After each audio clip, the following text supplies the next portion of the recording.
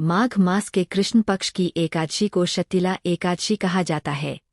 Shut का अर्थ है छह और तिल का अर्थ है तिल, सेसमी। इस दिन तिल का 6 रूपों में प्रयोग अत्यंत पुण्यकारी माना गया है। तिल से स्नान, तिल का उपटन, तिल से होम, तिल से दान, तिल का सेवन, तिल का जल। माना जाता है कि इस व्रत को करने से मनुष्य के जन्मों जन्मों के पाप नष्ट होते हैं, गरीबी दूर होती है और घर में सदैव अन्न व धन की वृद्धि होती है। Today I recite a story. बहुत समय पहले धरती पर एक अत्यंत धार्मिक, पवित्र और सत्यवादी ब्राह्मणी रहती थी। वह दिनरात भगवान की भक्ति में लीन रहती थी। वह नियमित रूप से तपस्या करती, पूजा पाठ करती और व्रत उपवास भी रखती। लेकिन उसके जीवन में एक बड़ी कमी थी। वह कभी दान पुण्य नहीं करती थी। वह भगवान का नाम तो लेती थी, लेकिन भूखे प्यासे, दरिद्र या अतिथि को कभी भोजन नहीं कराती। न कोई वस्त्र, न अनाज, न जल, मानो उसकी भक्ति में करुणा की कमी थी।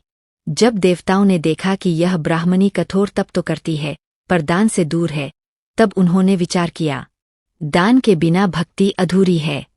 केवल पूजा करने से ईश्वर प्रसन्न नहीं होते, जब तक मनुष्य दयालु न बने। एक दिन भगवान विष्णु वृद्ध साधु का रूप धारण करके उसके घर गए। दरवाजे पर खड़े होकर विनम्रता से कहा, देवी, क्या मुझे कुछ भोजन मिलेगा? मैं कई दिनों से भूखा हूँ। ब्राह्मणी पूजा में व्यस्त थी। बिना देखे उसने कहा, अभी मेरे पास देने के लिए कुछ नहीं है, जाओ। लेकिन साधु ने फिर पूछा, देवी, थोड़ा सा अनाज ही दे दो। ब्राह्मणी झुंझलाहट में बोली, कुछ नहीं है देने को, मेरे पास समय नहीं है।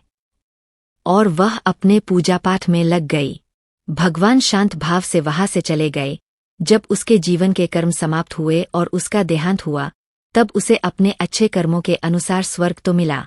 परंतु जब वह स्वर्ग पहुंची तो देखा कि उसके लिए एक सुंदर, विशाल और चमकदार महल बना हुआ है, लेकिन वह पूरा महल खाली था।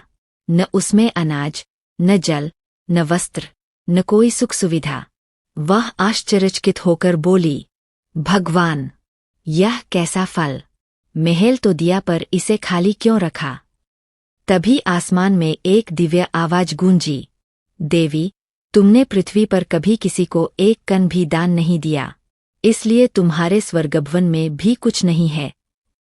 ब्राह्मणी दुखी होकर रोने लगी। वह बोली, हे प्रभो, मुझे सुधारने का मार्ग बताइए। उसके सच्चे पश्चाताप को देखकर स्वयं भगवान विष्णु प्रकट हुए। उन्होंने कहा, देवी, पृथ्वी पर जाकर शतिला एकादशी व्रत करो, तिल का दान, सेवन और उपयोग करो, तभी तुम्हारे पाप नष्ट होंगे और घर धनधान्य से भर जाएगा।